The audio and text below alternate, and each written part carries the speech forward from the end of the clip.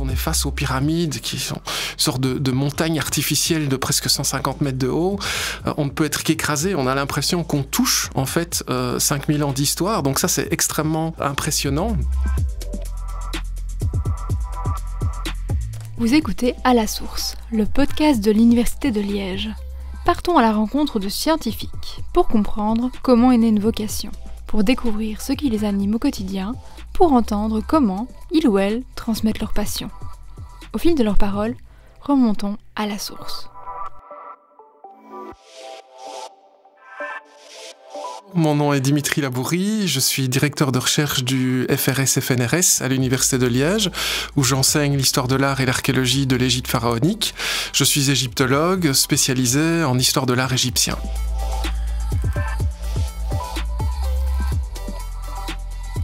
Je connais bien les origines en fait de ma vocation. Je pense d'abord j'ai grandi dans un milieu familial où il y avait un intérêt pour l'histoire. Ma grand-mère est originaire d'Afrique aussi, donc j'avais une ouverture en fait vers les cultures autres que celles simplement de l'Europe.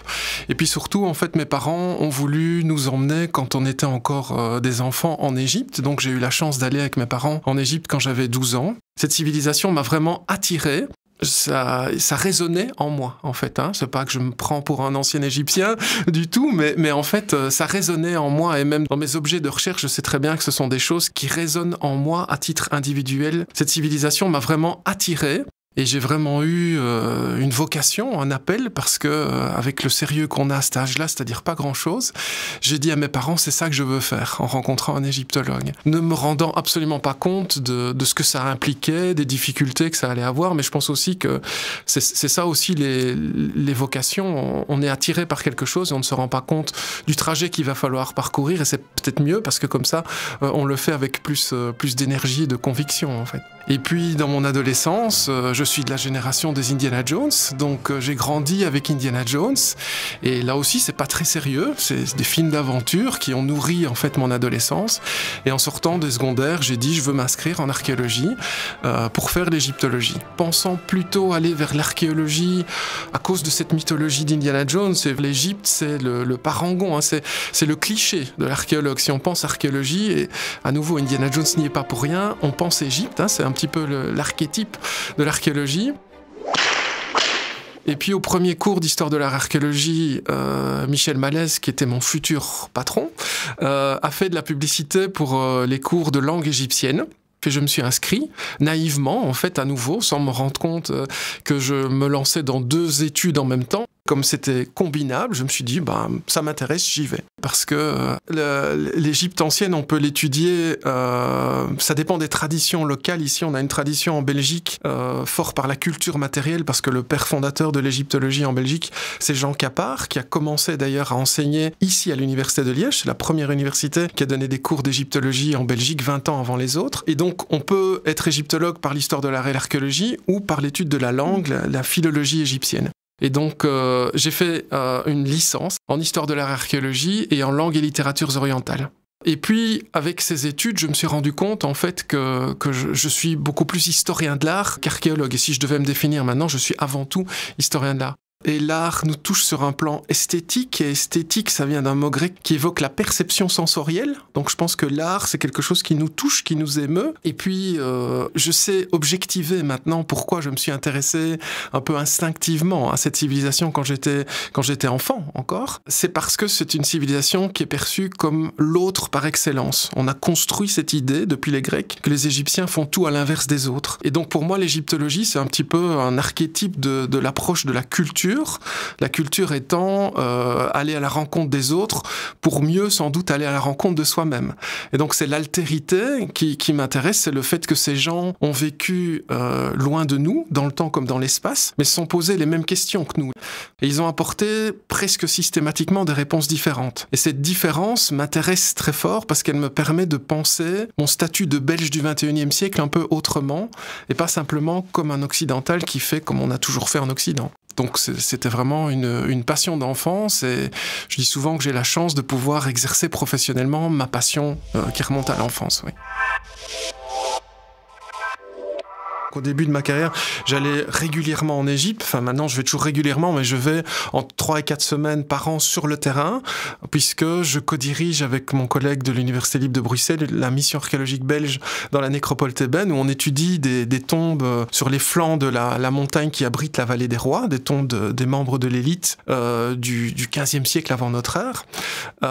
Et donc, chaque année, je vais là-bas avec mon équipe, et c'est évidemment un ressourcement, le contact avec le terrain.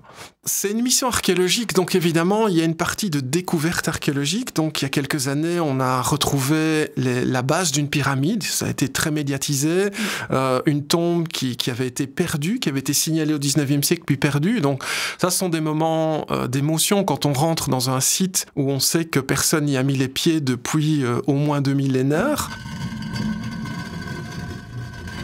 C'est évidemment impressionnant. On se sent tout petit par rapport à cela. Maintenant, le travail que nous, on fait ici avec l'équipe de l'Université de Liège, c'est un travail d'histoire de l'art de terrain. Et donc, on essaye d'analyser ce qu'on appelle les pratiques picturales, donc la manière dont ces chapelles funéraires qui sont entièrement décorées. Et on essaye d'analyser les vestiges de ces décors pour comprendre comment ça a été fait. Je pense aussi que l'archéologie, surtout l'archéologie funéraire, elle permet aussi de penser notre finitude autrement. Je crois qu'on vit dans une époque où on écarte complètement la mort. On ne veut pas avoir la mort, elle n'est pas admissible. Et vivre avec le traitement de la mort par les anciens nous fait penser notre finitude autrement, et pour ce qui me concerne, avec plus de sérénité en tout cas. Et l'archéologie, elle a ce site particulier que je dis souvent à mes étudiants, c'est un petit peu comme si on lisait un livre dont on déchire les pages, puisqu'en fait on enlève les couches pour remonter le temps, mais ces couches, on doit les détruire en les enlevant. Donc il y a une nécessité d'enregistrement de l'information qui est très très importante pour pouvoir remonter le temps et remonter aux objets les plus anciens. Et souvent, on laisse ce qu'on appelle des témoins, c'est-à-dire qu'on laisse des parties du site qui ne sont pas fouillées pour que d'autres puissent venir vérifier nos données, puisque la science est basée sur la vérifiabilité en fait des informations. C'est très très important, c'est le caractère scientifique comparable au laboratoire que l'on peut avoir en archéologie. Et l'archéologie de terrain, en fait, c'est le laboratoire de l'archéologue à ciel ouvert et dans des conditions de travail assez agréables, faut bien le reconnaître. Oui. Moi, j'enseigne des cours d'histoire de l'art et archéologie de l'Égypte pharaonique, principalement dans une section d'histoire de l'art et archéologie générale. Ce qui veut dire que, évidemment, j'ai les étudiants qui vont se spécialiser en égyptologie, mais aussi, surtout, des étudiants qui ne vont pas se spécialiser en égyptologie et qui prennent cette matière comme complément à leur formation en histoire de l'art et archéologie. Et donc, je veille toujours à me servir du matériau égyptien, dans lequel on rentre en détail, évidemment, pour montrer aux étudiants que c'est très important d'aller creuser l'information, pas que sur le terrain, mais l'information aussi elle-même, mais pour essayer de les aider à réfléchir, à développer leur esprit critique et continuellement dans mes enseignements, je fais des parallélismes avec ce qu'on voit dans notre monde actuel, parce que je suis persuadé que l'étude du passé nous aide à mieux appréhender le présent et le futur, comme le pensaient d'ailleurs les anciens Égyptiens, et que on peut penser en fait l'histoire pour essayer d'aborder les questions auxquelles on est confronté ici aujourd'hui, qui sont des choses auxquelles les Égyptiens ont évidemment été confrontés dans le monde qui était le leur. Donc j'essaye d'utiliser le matériau égyptien pour aider les étudiants à penser leur présent et leur futur. Un bon chercheur doit être capable de communiquer sa recherche. Et je pense que ça a vraiment beaucoup de sens, parce que si je ne fais de la recherche que pour moi parce que ça m'intéresse, ça n'a pas de sens vis-à-vis de la société. Or, je suis employé par la société, donc je pense que l'égyptologie, elle se porte bien parce que la société en général pose des questions sur l'Égypte ancienne et c'est mon devoir sociétal d'essayer d'y répondre.